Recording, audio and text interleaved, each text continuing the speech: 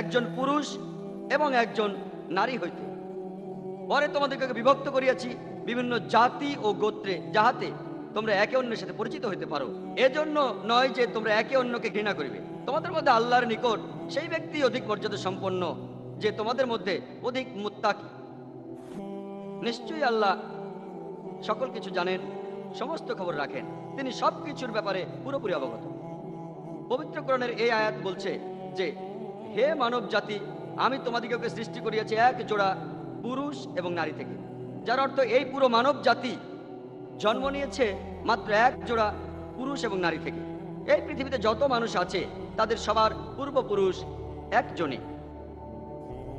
আল্লাহ তাআলা এখানে আরো বলেছেন যে, পরে তোমাদিগকে আলাদা করেছি বিভিন্ন জাতি আর গোত্রে, যাতে তোমরা পরিচিত হইতে পারো। এজন্য নয় যে তোমরা ঘৃণা করিবে আর একে অন্যের সহিত যুদ্ধ করিবে।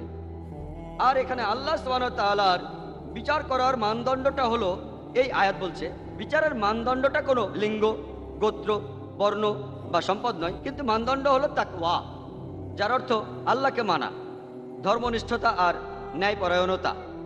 আর যে ব্যক্তি বেশি ন্যায়পরায়ণ, বেশি ধার্মিক, বেশি আল্লাহকে মানে, আল্লাহর দৃষ্টিতে সে ব্যক্তি অধিক মর্যাদা সম্পন্ন। আর আল্লাহ সমস্ত খবর রাখেন আর সব কিছুর ব্যাপারে পুরোপুরি অবগত। এছাড়াও পবিত্র কোরআনে সূরা আল রুমের 22 নম্বর আয়াতে উল্লেখ করা আছে যে, আর তাহার নিদর্শনাবলীর মধ্যে রহিয়াছে আকাশমণ্ডলী এবং পৃথিবীর সৃষ্টি এবং তোমাদের ভাষা ও তোমাদের বর্ণের বৈচিত্র্য। নিশ্চয়ই ইহাতে জ্ঞানীদের জন্য বহু নিদর্শন রহিয়াছে। পবিত্র কোরআন বলছে যে আল্লাহ সুবহানাহু ওয়া তাআলা সৃষ্টি করেছেন বিভিন্ন প্রকারের ভাষা আর বিভিন্ন বর্ণ, কালো রঙের মানুষ, সাদা, বাদামি, হলুদ। আর এগুলো হলো নিদর্শন। মানুষের মধ্যে এই ভাষা আর বর্ণের বৈচিত্র্য অন্যকে ঘৃণা করার জন্য নয়, কারণ প্রত্যেকটি ভাষা, এই পৃথিবীতে যতগুলো ভাষা আছে তার প্রত্যেকটি সুন্দর। আপনার হাসি লাগতে পারে যদি ভাষাটা অন্যরকম লাগে, যদি আগে ভাষাটা না শুনে থাকেন তাহলে হাস্যকর লাগতে পারে, কিন্তু যে মানুষগুলো ওই ভাষায় কথা বলে তাদের কাছে এটাই পৃথিবীর সবচেয়ে সুন্দর ভাষা। তাই আল্লাহ বলেছেন তিনি সৃষ্টি করেছেন বিভিন্ন প্রকারের ভাষা আর বর্ণ, যাতে করে তোমরা একে অন্যের সাথে পরিচিত হওয়ার সুযোগ পাও। আর পবিত্র কোরআনে সূরা আল ইসরার 70 নম্বর আয়াতে উল্লেখ আছে যে, ওয়ালাকাদ কাররামনা বানি আদম, যে আল্লাহ সুবহানাহু ওয়া তাআলা সর্বশক্তিমান ঈশ্বর আদমের সন্তানদের মর্যাদা দান করেছেন। আল্লাহ এটা বলেননি যে তিনি মর্যাদা দান করেছেন শুধু আরবদের অথবা আমেরিকানদের অথবা কোনো বিশেষ জাতিকে, বরং সর্বশক্তিমান আল্লাহ মর্যাদা দিয়েছেন আদম আলাইহিস সালামের সব সন্তানকে, সে যাই হোক, জাতি, গোত্র, বর্ণ বা লিঙ্গ। আর পৃথিবীর অনেক ধর্মই বিশ্বাস করে যে আজকের মানুষ জাতি পৃথিবীতে এসেছে একটি মাত্র যুগল থেকে। তারা হলেন আদম আর হাওয়া আলাইহিস সালাম।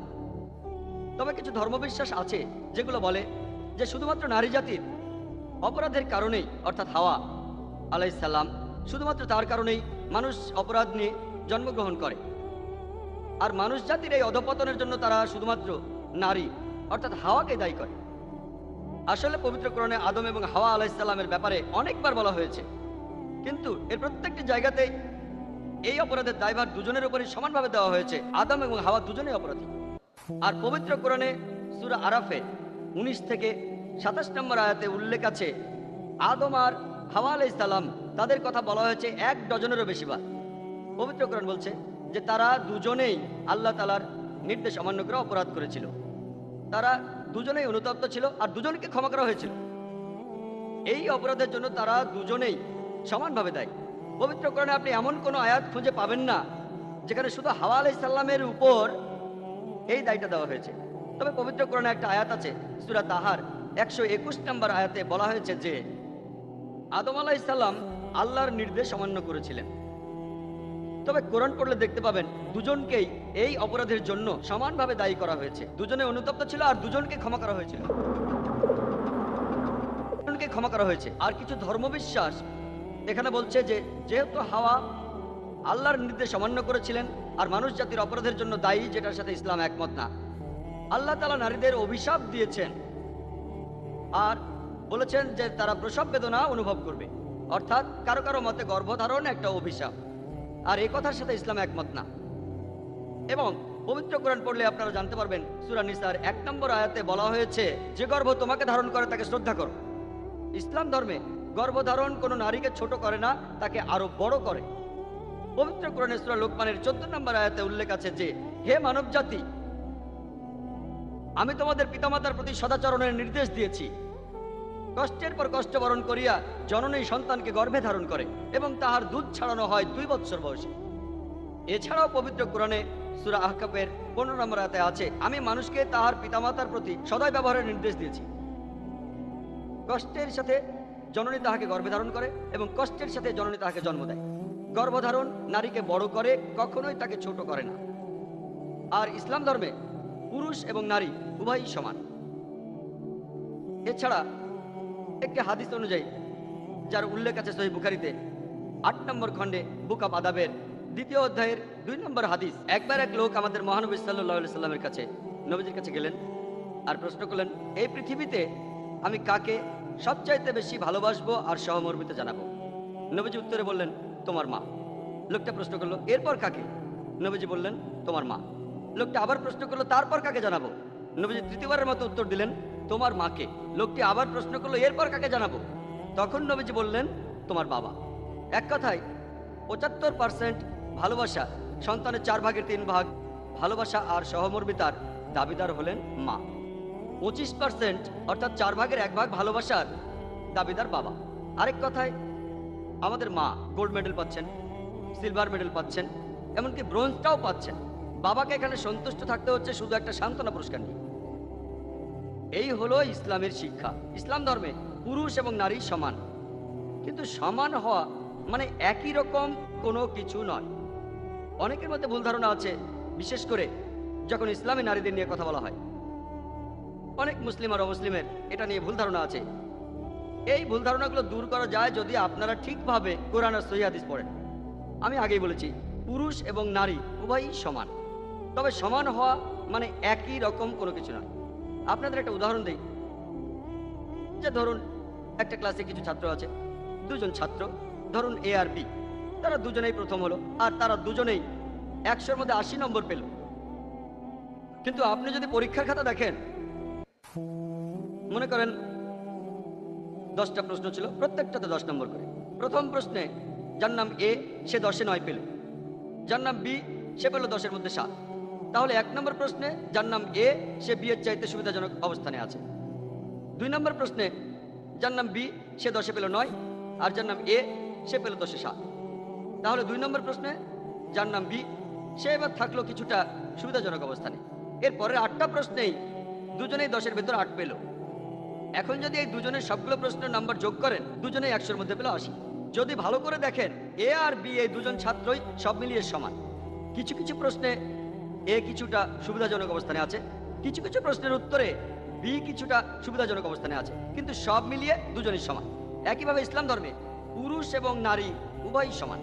ইসলাম ধর্মে ভ্রাতৃত্ব শুধু একথাই বলে না যে পুরুষ আর নারী উভয়ই সমান।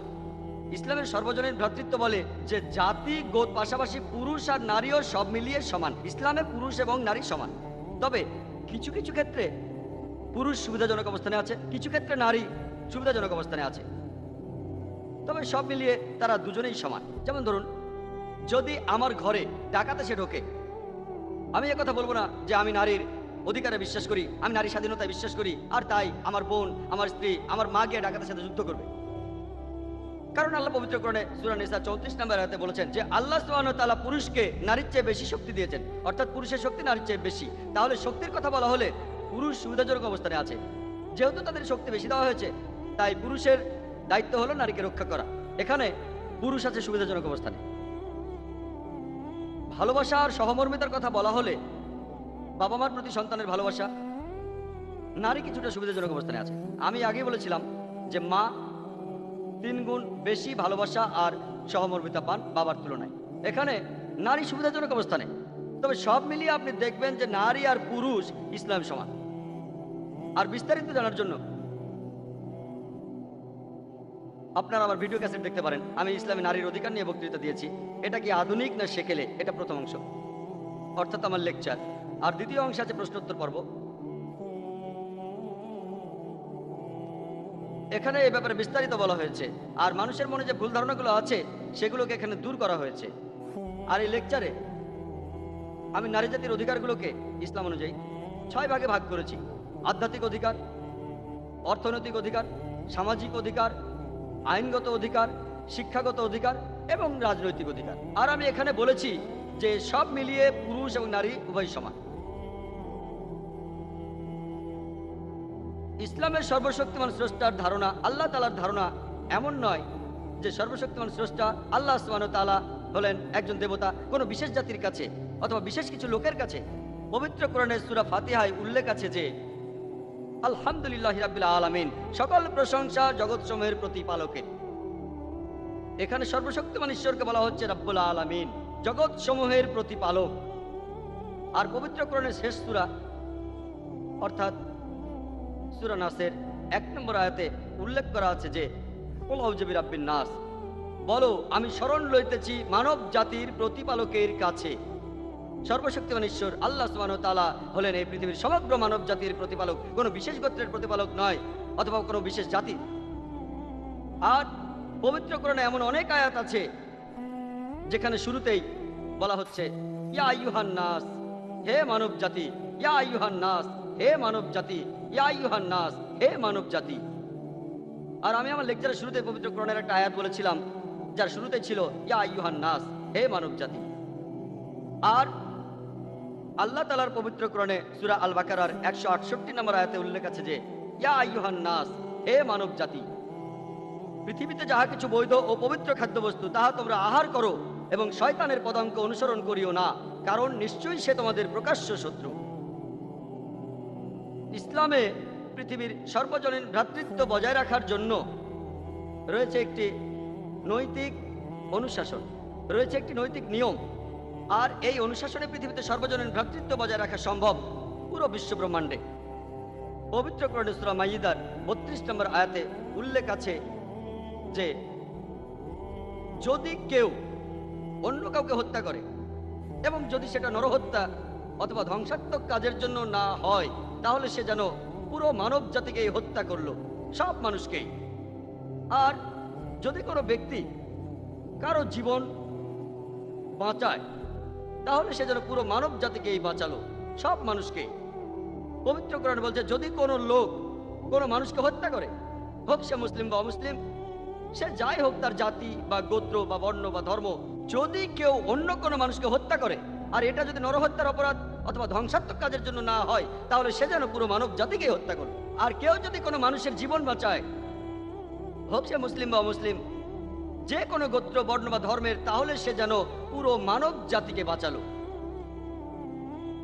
পবিত্র কোরআনে এরকম অনেক নৈতিক আচরণের কথা বলা আছে যাতে করে সর্বজনীন ভ্রাতৃত্ব বজায় থাকে পুরো বিশ্ব জগতে। পবিত্র কোরআন বলছে যে কারো ডাকাতি করা উচিত না, এটা একটা অপরাধ, এটা একটা অন্যায়।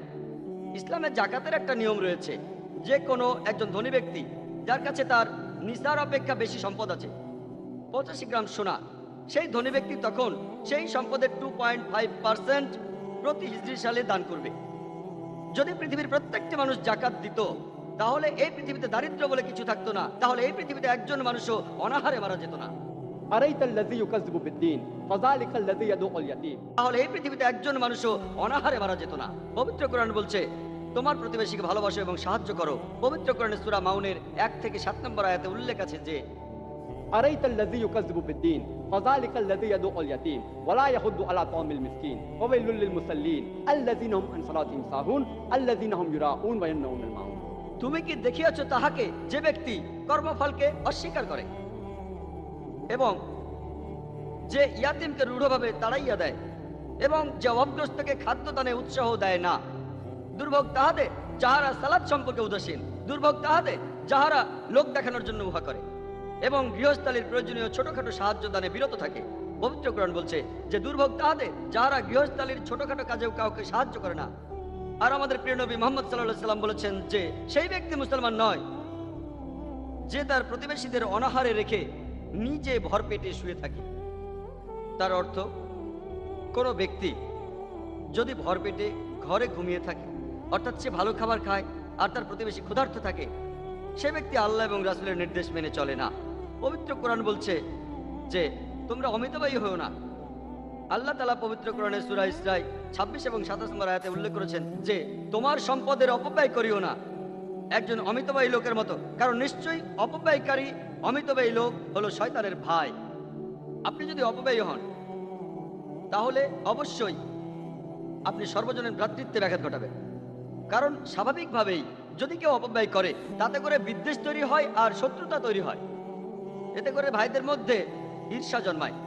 একজন মানুষ ডাকাতি করবে না, সে অন্যের উপকার করবে, সে তার প্রতিবেশীদের সাহায্য করবে। এই সবগুলোই হলো পবিত্র কোরআন অনুযায়ী নৈতিক আচরণ। কোরআনের পরে আরো বলছে যে তোমরা ঘুষ দেবে না। পবিত্র কোরআনে সূরা বাকারার 188 নম্বর আয়াতে উল্লেখ আছে যে তোমরা একে অন্যের সম্পদ গ্রাস করিও না এবং পেশ করিও না উহা বিচারকদের নিকট, যাহাতে তোমরা অন্য মানুষের সম্পদ অন্যায়ভাবে গ্রাস করো। অর্থাৎ তোমাদের সম্পদ ব্যবহার করে বিচারকদের ঘুষ দিও না, যাতে করে তোমরা অন্য মানুষের সম্পত্তি গ্রাস করতে পারো। আপনার ভাইয়ের সম্পত্তি গ্রাস করাটাকে ইসলাম মেনে নেয় না। আর পবিত্র কোরআনে সূরা মাইদার 90 নম্বর আয়াতে উল্লেখ আছে যে या अय्युहल्लযীনা আমানু হে মুমিনগণ, ইন্নামাল খামরু ওয়াল মাইসির নিশ্চয়ই মদ এবং জুয়া, ওয়াল আনসাবু ওয়াল আজলাম মূর্তি পূজার বেদী এবং ভাগ্য নির্ণায়ক স্বর, রিজসুম মিন আমালি শাইতান এ সবই শয়তানের কার্য। ফাজতানিবু লাকুম তুফলিহুন। উহা বর্জন করো যাতে সফল কাম হতে পারো। পবিত্র কোরআন বলছে তোমরা পুরোপুরি বর্জন করো মাদকদ্রব্য, অ্যালকোহল, ড্রাগস, বর্জন করো জুয়া, মূর্তি পূজার বেদী, ভাগ্য নির্ণায়ক স্বর, এই সব কিছু শয়তানের কার্য। আর আমরা জানি যে মাদকদ্রব্য হলো এই সমাজের যাবতীয় অপরাধগুলির অন্যতম একটি কারণ। এর ফলে সর্বজনীন ভ্রাতৃত্বের ব্যাঘাত ঘটে। আর বিভিন্ন পরিসংখ্যান আমাদের বলে দেয় যে আমেরিকায় প্রতিদিন গড়ে 1900টারও বেশি ধর্ষণের ঘটনা ঘটে থাকে। আর এর বেশিরভাগ ক্ষেত্রেই দেখা যায় যে ভিকটিম অথবা যে ধর্ষক একজন মাতাল থাকে। আমেরিকার পরিসংখ্যান আমাদের বলে যে আমেরিকায় 8% অজাচার হয়, অর্থাৎ আমেরিকায় প্রতি 12 বা 13 জন লোকের মধ্যে অন্তত একজন অজাচারে লিপ্ত হয়েছে। অর্থাৎ নিষিদ্ধ আত্মীয় স্বজনের মধ্যে যৌন সংসর্গ, বাবা আর মেয়ে, ছেলে আর মা, ভাই আর বোন। আর বেশিরভাগই প্রায় সবগুলো ক্ষেত্রেই এই ঘটনাগুলো ঘটে মাতাল অবস্থায়। এখন পৃথিবীতে এইডস ছড়ানোর একটা কারণ হলো মাদকদ্রব্য। সেজন্য পবিত্র কোরআন বলছে মাদকদ্রব্য এবং জুয়া এই সবই শয়তানের কাজ, এগুলো বর্জন করো যাতে তোমরা সফল কাম হতে পারো। যদি এইসব খারাপ কাজ বর্জন করো, সর্বজনীন ভ্রাতৃত্ব থাকবে পুরো বিশ্ব জুড়ে। আল্লাহ পবিত্র কোরআনে সূরা ইসরার 32 নম্বর আয়াতে বলেছেন যে আর তোমরা জিনার নিকটবর্তী হইও না, কারণ ইহা নিকৃষ্ট আচরণ, ইহা ক্ষতিকর আর অন্যান্য ক্ষতির পথগুলো খুলে দেয়। ইসলাম জিনা করার বিরুদ্ধে। আল্লাহ পবিত্র কোরআনে সূরা আল হুজুরাতের 11 এবং 12 নম্বর আয়াতে উল্লেখ করেছেন যে ইয়া আইয়ুহাল্লাযীনা আমানু হে মুমিনগণ, কোন পুরুষ যেন অপর কোন পুরুষকে উপহাস না করে, কেননা সে উপহাসকারী অপেক্ষা উত্তম হতে পারে। কোন নারী অপর কোন নারীকে যেন উপহাস না করে, কেননা সে উপহাসকারী অপেক্ষা উত্তম হতে পারে। একে অপরকে দোষারোপ করিও না এবং তোমরা একে অপরকে মন্দ নামে ডাকিও না। অনুমান হতে দূরে থাকো, কারণ বেশিরভাগ ক্ষেত্রে অনুমান করা পাপ। অপরের গোপন বিষয় সন্ধান করিও না, অপরের পশ্চাতে নিন্দা করিও না, তোমরা একে অপরের পশ্চাৎ থেকে নিন্দা করিও না। তোমরা কি তোমাদের মৃত ভ্রাতার গোশত খাইতে চাহিবে? কোরআন বলছে যে যদি পেছন থেকে নিন্দা করেন, যদি কারো পেছনে থেকে তার নামে নিন্দা করেন, তাহলে আপনি যেন আপনার মৃত ভাইয়ের গোশত খেলেন। আর নিজের মৃত ভাইয়ের গোশত খাওয়া দ্বিগুণ অপরাধ।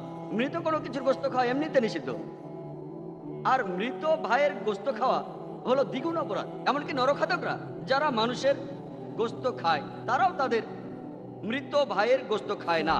তাই যদি পেছনে নিন্দা করেন, যদি আপনি কারো পেছন থেকে তার নিন্দা করেন, এটা তখন দ্বিগুণ অপরাধ আপনার মৃত ভাইয়ের গোশত খাওয়ার মতো।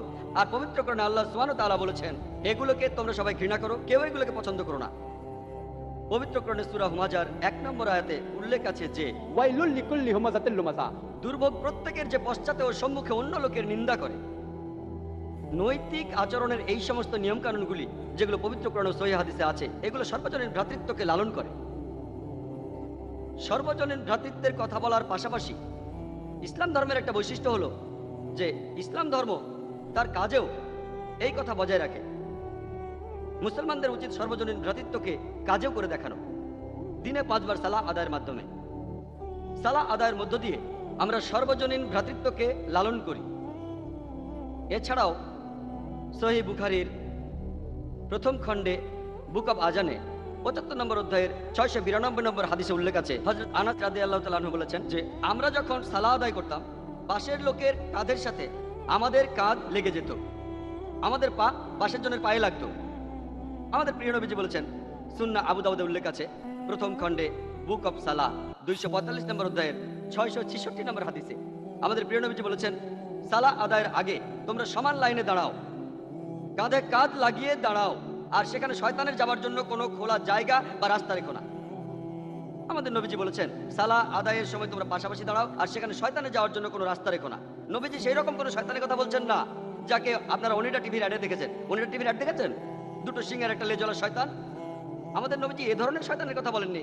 এখানে শয়তান হলো বিভিন্ন বৈষম্য, জাতিগত, গোত্রগত, বর্ণগত, সম্পদের। সেখানে হতে পারে যে তারা ধনী বা গরিব, সে হোক রাজা বা ফকির। আপনি যখনই নামাজ আদায় করেন, যখনই সালাহ আদায় করেন, কাঁধে কাঁধ লাগিয়ে দাঁড়ান, যাতে করে ভ্রাতৃত্ব আরো দৃঢ় হয়। যেসব বৈষম্য জাতির, গোত্রের, বর্ণের, সম্পদের, সেগুলো আপনাদের মধ্যে থাকবে না। আর বিশ্বজনীন ভ্রাতৃত্বের সবচেয়ে বড় উদাহরণ হলো ইসলাম ধর্মের তীর্থযাত্রা, অর্থাৎ হজ পালন করা।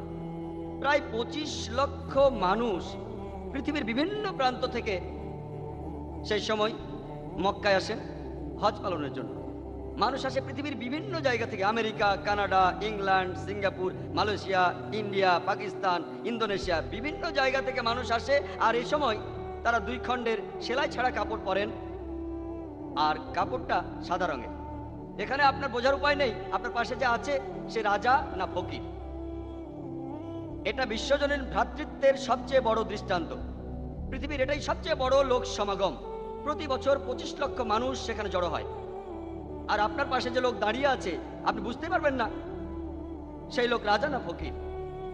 সেখানে হোক তারা ধনী বা গরিব, কালো বা সাদা, আপনি পৃথিবীর যে জায়গা থেকে আসেন আপনারা সবাই একই রকম কাপড় পরবেন। আর আমাদের প্রিয় নবী মুহাম্মদ সাল্লাল্লাহু আলাইহি ওয়াসাল্লাম হজের সময় বলেছেন যে ঈশ্বর কেবলমাত্র একজনই, আর একজন আরব কখনো একজন অনারবের চেয়ে বড় নয়, অথবা একজন অনারব একজন আরবের চেয়ে কখনো বড় নয়। সাদা কখনোই কালোর চেয়ে বড় নয়, বা কালো সাদার চেয়ে বড় নয়। এখানে বড় হওয়ার একটাই শর্ত, সেটা হলো তাকওয়া, অর্থাৎ ন্যায়পরায়ণতা, ধার্মিকতা আর আল্লাহকে মানা। সে আপনি যে জাতিতে জন্মগ্রহণ করুন, আপনার রং যাই হোক, এসব দিয়ে আপনি বড় হবেন না। আল্লাহ তাআলার দৃষ্টিতে সব মানুষই সমান। যদি আপনি বেশি ধার্মিক হন, আল্লাহকে মানেন, ন্যায়বান হন, তাহলে অন্য মানুষের তুলনায় আপনি বড় হবেন। আর হজ পালন করার সময় প্রত্যেক মানুষই বলতে থাকে, लब्बैक अल्लाहुम्मा लब्बैक, लब्बैक ला शरीका लक लब्बैक, इन्नल हामदा ওয়াল নিয়ামাতা লাকাল মুলক লা শারীকা লাক। তারা বলতেই থাকে লাব্বাইক আল্লাহুম্মা লাব্বাইক, লাব্বাইক লা শারীকা লাক লাব্বাইক। এরপর তারা হজ ছেড়ে ফিরে চলে আসে, কিন্তু তাদের মাথার মধ্যে ঠিকই থাকে লাব্বাইক আল্লাহুম্মা লাব্বাইক, যার অর্থ আমি উপস্থিত হয়েছি আমার প্রতিপালক, আমি উপস্থিত হয়েছি। লাব্বাইক লা শারীকা লাক লাব্বাইক, আমি উপস্থিত হয়েছি, আল্লাহর কোনো শরীক নেই, আমি উপস্থিত হয়েছি। ইন্নাল হামদা ওয়াল নিয়ামাতা, সকল প্রশংসায় আমাদের প্রতিপালকের জন্য, সকল উদারতা প্রতিপালকের। লাকাল মুলক লা শারীকা লাক, আপনি এই বিশ্বজগতের সবকিছুর মালিক, বিশ্বজগতের মালিক, আর আপনার কোনো শরীক নেই। এটা মনের মধ্যে গেঁথে যায় যে লাব্বাইক আল্লাহুম্মা লাব্বাইক, উপস্থিত হয়েছি, হে আমার প্রতিপালক, আমি উপস্থিত হয়েছি। আর ইসলামে ধর্মবিশ্বাসের মূল কথা হলো বিশ্বাস করা এই বিশ্ব জগতের সৃষ্টিকর্তা আর রক্ষাকর্তা কেবলমাত্র একজনই, শুধুমাত্র তাকেই উপাসনা করা উচিত। আর এই একজন স্রষ্টায় বিশ্বাস করার মাধ্যমেই পৃথিবীতে সর্বজনীন ভ্রাতৃত্ব বজায় রাখা যায়। তার অর্থ একজন স্রষ্টাই এই পৃথিবীর সব মানুষকে সৃষ্টি করেছেন। এখানে হোক সে ধনী বা গরিব, হোক পুরুষ বা নারী, হোক সাদা বা কালো, আপনার গোত্র বর্ণ যাই হোক না কেন, আমরা সব মানুষই সমান, কারণ আমাদের বানিয়েছেন শুধুমাত্র একজন স্রষ্টা, একজন সৃষ্টিকর্তা, সর্বশক্তিমান আল্লাহ। শুধুমাত্র একজন স্রষ্টায় বিশ্বাস করলেই আপনি এই ভ্রাতৃত্ব বজায় রাখতে পারবেন। আর মূলত এই কারণেই পৃথিবীর প্রধান প্রধান ধর্মগুলি যারা সৃষ্টিকর্তার উপর বিশ্বাস করে সব কিছুর উপরে, সেগুলো শুধুমাত্র একজন সৃষ্টিকর্তাতেই বিশ্বাস করে। আর অক্সফোর্ড ডিকশনারির কথা অনুযায়ী ধর্ম শব্দের অর্থ মানুষকে নিয়ন্ত্রণ করে এমন কোনো শক্তি, স্রষ্টা বা দেবতা যাকে উপাসনা করা আর বশ্যতা মানা উচিত। এক কথায়, যদি কোনো ধর্মকে ভালোভাবে বুঝতে চান, আপনাকে তাহলে বুঝতে হবে সেই ধর্মের সৃষ্টিকর্তার ধারণাটাকে। আর পৃথিবীর কোনো ধর্মের ঈশ্বরকে যদি আপনি ভালোভাবে বুঝতে চান, তাহলে আপনি সেই ধর্মের অনুসারীদের কাজগুলো দেখবেন না। কারণ অনেক অনুসারী আছে যারা নিজেরাই জানে না তাদের ধর্মগ্রন্থ কোন সৃষ্টিকর্তার কথা বলছে। এখানে সবচেয়ে ভালো উপায় হলো সেই বিশেষ ধর্মের ধর্মগ্রন্থগুলিতে সৃষ্টিকর্তার কথা কিভাবে বলেছে। আর আল্লাহ পবিত্র কোরআনে সূরা আল ইমরানের 64 নম্বর আয়াতে বলেছেন যে, قل يا أهل الكتاب বলো হে কিতাবীগণ, تعالوا إلى كلمة سواء بيننا وبينكم এসো সেই কথায় যাহা তোমাদের এবং আমাদের মধ্যে একই। এখানে প্রথম কথাটা কি? ألا نعبد إلا الله আমরা আল্লাহ ব্যতীত কাহার ইবাদত করি না, ولا نشرك به شيئا আমরা কোনো কিছুকে তাহার শরীক করি না। ولا يتخذ بعضنا بعضا أربابا من دون الله যে আমাদের কেহ কাহাকেও আল্লাহ ব্যতীত রব হিসেবে গ্রহণ করি না। فإن تولوا যদি তাহারা মুখ ফিরে এলো, فقولوا اشهدوا তোমরা সাক্ষী থাকো بأننا مسلمون অবশ্যই আমরা মুসলমান, আমাদের ইচ্ছাকে আল্লাহর কাছে সমর্পণ করি। আল্লাহ এখানে আপনাকে দেখাচ্ছেন কিভাবে অন্য মানুষের সাথে কথা বলতে হবে। বলা হচ্ছে, تعالوا إلى كلمة سواء بيننا وبينكم এসো সেই কথায় যাহা আমাদের এবং তোমাদের মধ্যে একই। প্রথম কথাটা কি? ألا نعبد إلا الله আমরা আল্লাহ ব্যতীত কাহার ইবাদত করি না, ولا نشرك به شيئا আমরা কোনো কিছুকে তাহার শরীক করি না। তাই পৃথিবীর কোনো ধর্মে সৃষ্টিকর্তার ধারণাকে যদি বুঝতে চান, তাহলে আপনাকে দেখতে হবে ধর্মগ্রন্থগুলিতে কিভাবে সৃষ্টিকর্তার কথা বলা হয়েছে। যদি আপনি সেই সৃষ্টিকর্তাকে বুঝতে পারেন, তাহলে ধর্মটাকেও বুঝতে পারবেন। আসলে আমরা প্রথমেই হিন্দু ধর্মের ঈশ্বরকে ভালোভাবে দেখি। যদি কোনো হিন্দুকে প্রশ্ন করেন, একজন সাধারণ হিন্দুকে, যে আপনার ধর্মে কতজন স্রষ্টা আছেন, কেউ বলবে 3 জন, কেউ বলবে 100 জন, কেউ বলবে 1000। এটার নাম হলো প্যান্থেইজম। সাধারণ হিন্দুরা বলবে যে সবকিছুই স্রষ্টা, গাছ স্রষ্টা, সূর্য স্রষ্টা, চাঁদ স্রষ্টা, বানর স্রষ্টা, মানুষের স্রষ্টা, সাপও স্রষ্টা। তবে আমরা মুসলমানরা বলি যে সবকিছু স্রষ্টার। স্রষ্টার শব্দটার পর একটা র, সবকিছুর মালিক হলেন স্রষ্টা। গাছের মালিক স্রষ্টা, সূর্যের মালিক স্রষ্টা, চাঁদের মালিক স্রষ্টা, বানরের মালিক স্রষ্টা, মানুষের মালিক স্রষ্টা, সাপের মালিকও স্রষ্টা। তবে হিন্দু আর মুসলিম আমাদের মধ্যে প্রধান পার্থক্যটা হলো যে সাধারণ একজন হিন্দু বলে সবকিছুই হলো স্রষ্টা, আর আমরা মুসলিমরা বলি সবকিছু স্রষ্টার। স্রষ্টার শব্দটার পর একটা র। আমাদের প্রধান পার্থক্যটা হলো এই র অক্ষরটা। যদি আমরা এই র অক্ষরটার সমস্যার সমাধান করতে পারি, হিন্দু আর মুসলিমরা এক হতে পারবো। সেটা কিভাবে করব? কোরআন বলছে, تعالوا إلى كلمة سواء بيننا وبينكم এসো সেই কথায় যাহা আমাদের এবং তোমাদের মধ্যে এক। প্রথম কথাটা কি? ألا نعبد إلا الله আমরা আল্লাহ ছাড়া কারো ইবাদত করি না। আর হিন্দু ধর্মের অনুসারীরা যে গ্রন্থটা সবচেয়ে বেশি পড়ে, সেটা হলো ভগবদ গীতা। যদি আপনি ভগবদ গীতা পড়েন, 6 অধ্যায়ের 20 অনুচ্ছেদে বলা হচ্ছে, যে মানুষগুলোর জ্ঞান আর বুদ্ধিকে চুরি করে নিয়েছে জাগতিক আশা আকাঙ্ক্ষা, তারা অপদেবতার পুজো করে। তার অর্থ, যে সব মানুষের জ্ঞান বুদ্ধিকে জাগতিক আশা আকাঙ্ক্ষা চুরি করে নিয়েছে, তারাই অপদেবতার পুজো করে এক সৃষ্টিকর্তাকে বাদ দিয়ে। আর আপনি যদি উপনিষদ পড়েন, হিন্দু ধর্মের আরেকটা পবিত্র ধর্মগ্রন্থ, এর উল্লেখ আছে ছন্দগীয় উপনিষদে 6 অধ্যায়ে 2 পরিচ্ছেদের 1 অনুচ্ছেদে। एकम एविदित्यम সৃষ্টিকর্তা শুধুমাত্র একজনই, দ্বিতীয় কেউ নেই। এছাড়াও শ্বেতাক্ষেত্র উপনিষদে উল্লেখ আছে 6 অধ্যায়ের 9 অনুচ্ছেদে।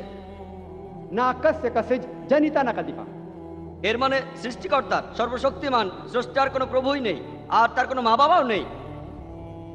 আরো উল্লেখ আছে শ্বেতাক্ষেত্র উপনিষদে 4 অধ্যায়ের 19 অনুচ্ছেদে, नातस्य प्रतिमा अस्ति সৃষ্টিকর্তার কোনো প্রতিমূর্তি নেই। এছাড়াও শ্বেতাক্ষেত্র উপনিষদে 4 অধ্যায়ের 20 অনুচ্ছেদে উল্লেখ আছে যে স্রষ্টার কোনো আকার নেই, কেউ তাকে চোখ দিয়ে দেখতে পায় না। হিন্দু ধর্মের সব গ্রন্থগুলির মধ্যে সবচেয়ে পবিত্র হলো বেদ। বেদ প্রধানত 4 প্রকার: ঋগ্বেদ, যজুর্বেদ, সামবেদ আর অথর্ববেদ। আপনি যদি যজুর্বেদ ভালোভাবে পড়েন, সেখানে উল্লেখ আছে 32 অধ্যায়ের 3 অনুচ্ছেদে, नातस्य प्रतिमा अस्ति সৃষ্টিকর্তার কোনো প্রতিকৃতি নেই, সর্বশক্তিমান স্রষ্টার কোনো আকার নেই। এছাড়াও যজুর্বেদে 40 অধ্যায়ের 8 অনুচ্ছেদে উল্লেখ আছে যে সর্বশক্তিমান স্রষ্টা নিরাকার এবং পবিত্র। আর যজুর্বেদে এর পরের অনুচ্ছেদে 40 অধ্যায়ের 9 অনুচ্ছেদে উল্লেখ আছে যে अंधात्म पविशन्ति या असम्भूति उपास्ते। তারা অন্ধকারে প্রবেশ করে যারা কোনো আসাম্ভূতির পূজা করে। আসাম্ভূতির অর্থ প্রাকৃতিক বস্তু, যেমন বাতাস, পানি, আগুন। এখানে আরো বলা হয়েছে তারা আরো বেশি অন্ধকারে প্রবেশ করে যে লোকগুলি সাম্ভূতির পূজা করে। সাম্ভূতি মানুষের তৈরি জিনিস, যেমন চেয়ার, টেবিল, মূর্তি ইত্যাদি। কোথায় বলা হয়েছে? যজুর্বেদে 40 অধ্যায়ের 9 অনুচ্ছেদে। এরপরে আরো পড়লে দেখতে পাবেন অথর্ববেদে উল্লেখ আছে 20 অধ্যায়ের 58 পরিচ্ছেদের 3 অনুচ্ছেদে দেব মহাহস্তি সৃষ্টিকর্তা হলেন সুমহান। এই বেদগুলির মধ্যে সবচাইতে পবিত্র হলো ঋগ্বেদ।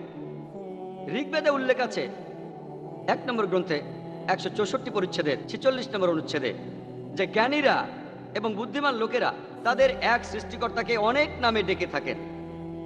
আপনি যদি ঋগ্বেদ পড়েন 2 নম্বর গ্রন্থের 1 নম্বর অনুচ্ছেদে সর্বশক্তিমান স্রষ্টার অনেকগুলো নাম দেওয়া হয়েছে। সেগুলোর মধ্যে একটি ঋগ্বেদে উল্লেখ করা আছে 2 গ্রন্থে 1ম পরিচ্ছেদের 3 নম্বর অনুচ্ছেদে ব্রহ্মা। যদি আপনি ব্রহ্মা শব্দটার ইংরেজি করেন সেটা দাঁড়াবে সৃষ্টিকর্তা। যদি শব্দটার আরবি করেন সেটার অর্থ খালিক। আমাদের মুসলমানদের কোনো আপত্তি থাকবে না যদি কোনো লোক সর্বশক্তিমান স্রষ্টাকে বলে খালিক বা সৃষ্টিকর্তা অথবা ব্রহ্মা। কিন্তু যদি কেউ বলে যে ব্রহ্মা হলো সর্বশক্তিমান স্রষ্টা যার 4টা মাথা আছে, প্রত্যেক মাথায় একটা করে মুকুট আছে, আমরা মুসলমানরা এতে প্রবল আপত্তি জানাবো। এছাড়াও এভাবে আপনি শ্বেতাশ্বেত উপনিষদের বিরুদ্ধে যাচ্ছেন। 6ষ্ঠ অধ্যায়ের 9 নম্বর অনুচ্ছেদে বলা হয়েছে न तस्य प्रतिमा अस्ति। সৃষ্টিকর্তার কোনো প্রতিমা নেই। আপনি এখানে সৃষ্টিকর্তাকে আকার দিচ্ছেন। আরো একটা সুন্দর নাম বলা হয়েছে ঋগ্বেদে 2 গ্রন্থে 1ম পরিচ্ছেদের 3 নম্বর শ্লোকে, সেটা বিষ্ণু। যদি আপনি বিষ্ণু শব্দটার ইংরেজি করেন শব্দটার একটা অর্থ দাঁড়ায় রক্ষাকর্তা, পালনকর্তা।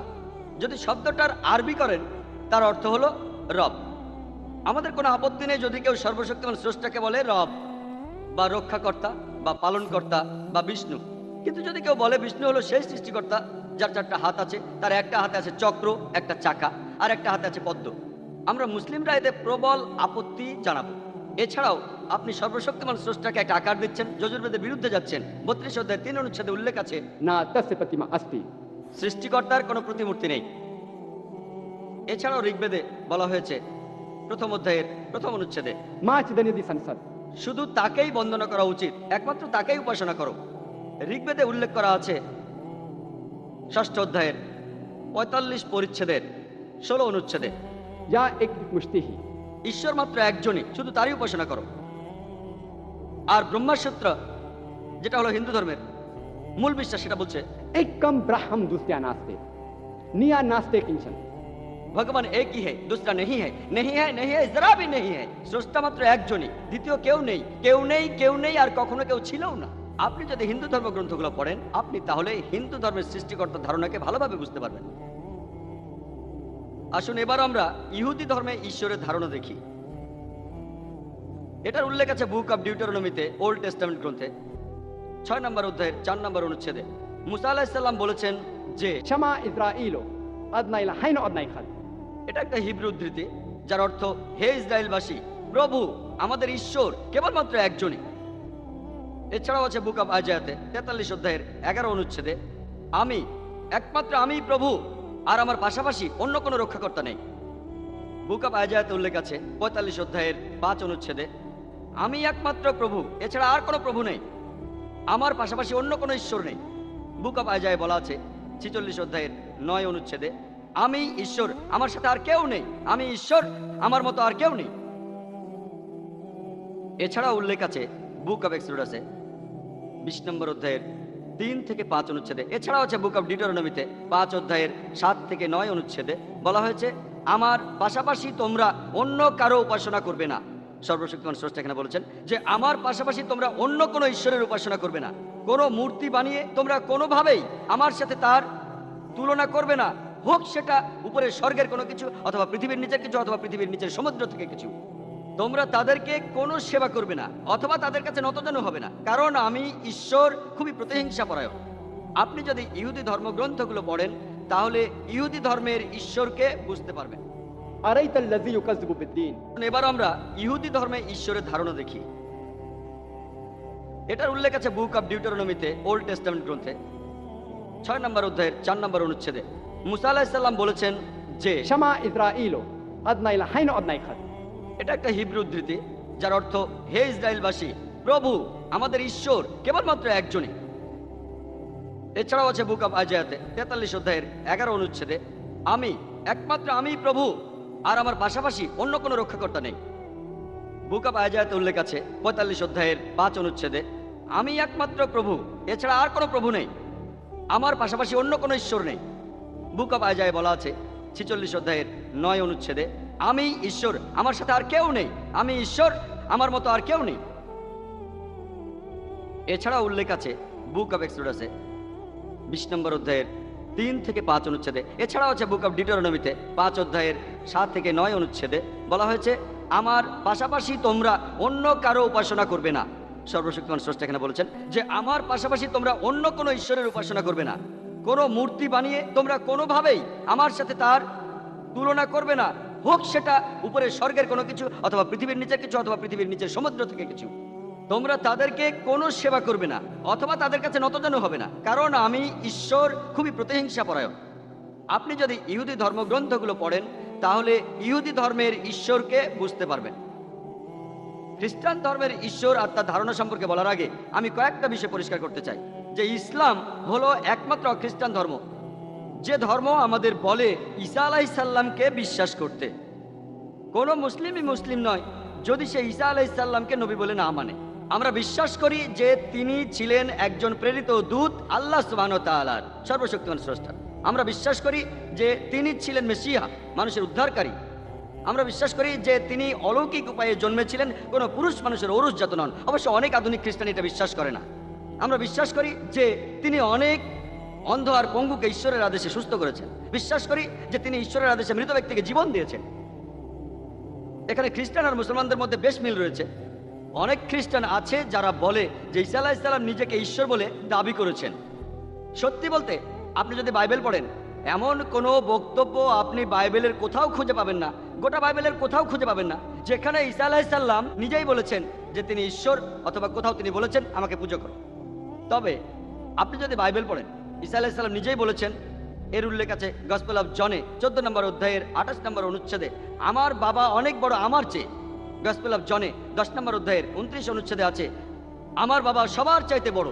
গসপেল অফ ম্যাথিউ 12 নম্বর অধ্যায়ের 28 নম্বর অনুচ্ছেদে, আমি শয়তানকে তাড়িয়ে দেই ঈশ্বরের শক্তির সাহায্যে। গসপেল অফ লুকে 11 নম্বর অধ্যায়ের 20 নম্বর অনুচ্ছেদে, আমি শয়তানকে তাড়িয়ে দেই ঈশ্বরের আঙ্গুলের সাহায্যে।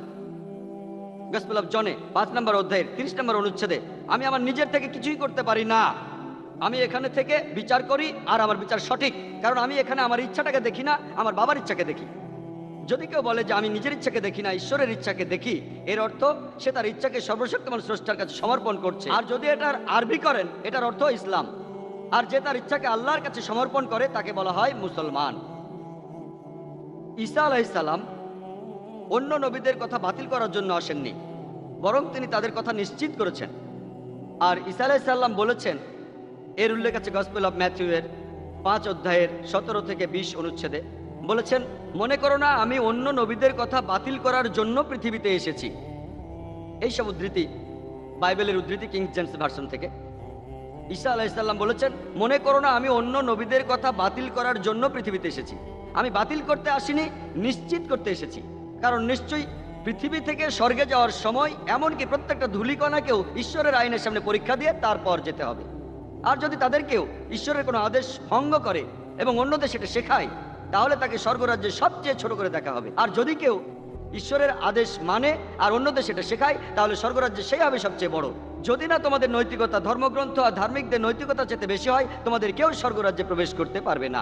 ঈসা আলাইহিস সালাম বলেছেন, যদি আপনি স্বর্গে যেতে চান, আপনাকে তাহলে ওল্ড টেস্টামেন্টের সব কথা, সব কিছু মানতে হবে, যে ঈশ্বর একজন, তার কোনো শরিক নেই, ঈশ্বরের কোনো মূর্তি বানাতে পারবেন না। আর ঈসা আলাইহিস সালাম কখনোই দাবি করেননি যে তিনি সর্বশক্তিমান স্রষ্টা। সত্যি বলতে তিনি বলেছেন তাকে ঈশ্বর পাঠিয়েছেন। এটা বলা আছে গসপেল অফ জনে 14 অধ্যায়ের 24 অনুচ্ছেদে।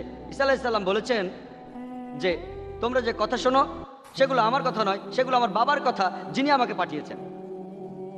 গসপেল অফ জনে উল্লেখ আছে 17 নম্বর অধ্যায়ের 3 নম্বর অনুচ্ছেদে, এ জীবন অবিনশ্বর, যাতে তোমরা বুঝতে পারো ঈশ্বর একজনই আর যিশুকে ঈশ্বর নিজেই পাঠিয়েছেন।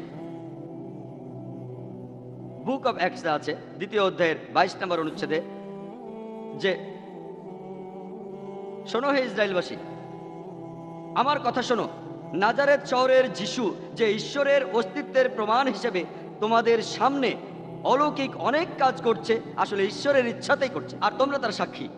বলা হয়েছে নাজারেত শহরে ঈসা আলাইহিস সালাম তিনি ঈশ্বরের অস্তিত্বের প্রমাণ হিসাবে অলৌকিক অনেক কিছুই করছেন কেবলমাত্র ঈশ্বরের ইচ্ছাতেই, আর তোমরা তার সাক্ষী। ঈসা আলাইহিস সালামকে যখন জিজ্ঞেস করা হলো ঈশ্বরের কোন আদেশটাকে সবার আগে মানতে হবে, তখন তিনি মুসা আলাইহিস সালাম যে কথাটা বলেছিলেন সেটাই বলেছেন। গসপেল অফ মার্কে আছে 12 নম্বর অধ্যায়ের 29 নম্বর অনুচ্ছেদে, হে ইসরায়েলবাসী, প্রভু আমাদের ঈশ্বর কেবলমাত্র একজনই। আপনি যদি বাইবেল পড়েন তাহলে খ্রিস্টান ধর্মের ঈশ্বরের ধারণাকে ভালোভাবে বুঝতে পারবেন। আসুন এবার আমরা ইসলাম ধর্মের ঈশ্বরকে বোঝার চেষ্টা করি। ইসলাম ধর্মের স্রষ্টা সম্পর্কে ভালোভাবে বলতে গেলে আপনাকে তখন বলতে হবে পবিত্র কোরআনের সূরা ইখলাস 1 থেকে 4 নম্বর আয়াতে উল্লেখ আছে যে, কুল হুয়াল্লাহু আহাদ, বলো তিনি এক এবং অদ্বিতীয়। আল্লাহুস সামাদ, তিনি কখনোই কাহারও মুখাপেক্ষী নন। লাম ইয়ালিদ ওয়ালাম ইউলাদ, তিনি কাউকে জন্ম দেননি, কখনো জন্ম নেননি। ওয়ালাম ইয়াকুল্লাহু কুফুয়ান আহাদ, আর তাহার সমতুল্য কেউ নাই। এই হলো 4 লাইনের সংজ্ঞা ইসলাম ধর্মের ঈশ্বর সম্পর্কে। আল্লাহ সুবহানাহু ওয়া তাআলা, যদি কেউ সর্বশক্তিমান স্রষ্টার কথা বলেন, যদি নিজেকে সর্বশক্তিমান ঈশ্বর বলে দাবি করেন, আমাদের মুসলমানদের কোনো আপত্তি থাকবে না সেই লোককে সর্বশক্তিমান ঈশ্বর বলে মানতে। প্রথমটা হলো কুল হুয়াল্লাহু আহাদ, বলো তিনি এক এবং অদ্বিতীয় আল্লাহ। দ্বিতীয়টা হলো আল্লাহুস সামাদ, তিনি কাহারও মুখাপেক্ষী নন। তৃতীয়টা লাম ইয়ালিদ ওয়ালাম ইউলাদ, তিনি কাউকে জন্ম দেননি, কখনো জন্ম নেননি। আর চতুর্থটা ওয়ালাম ইয়াকুল্লাহু কুফুয়ান আহাদ, আর তাহার সমতুল্য কেউ নাই। এই সূরা ইখলাস কোরআনের 112 নম্বর সূরা। এটা হলো থিওলজির পরশ পাথর। থিও অর্থ ঈশ্বর, লজি অর্থ জ্ঞান। সূরা ইখলাস পবিত্র কোরআনের 112 নম্বর সূরা। এটা হলো ঈশ্বরকে চেনার পরশ পাথর। এখন যদি কোনো লোক নিজেকে ঈশ্বর বলে দাবি করে, যদি সেই লোক এই 4 লাইনের সংজ্ঞার সাথে মিলে যায়, আমরা তাকে ঈশ্বর বলে মানব। আর সর্বজনীন ভ্রাতৃত্ব বজায় রাখার জন্য এটা আবশ্যিক যে আপনি বিশ্বাস করবেন মাত্র একজন ঈশ্বরে। তাই যদি কেউ নিজেকে ঈশ্বর বলে দাবি করে, যদি সেই লোক এই 4 লাইনের সংজ্ঞার সাথে মিলে যায়, আমরা মুসলমানরা বিনা দ্বিধায় মেনে নেব সেই লোক ঈশ্বর।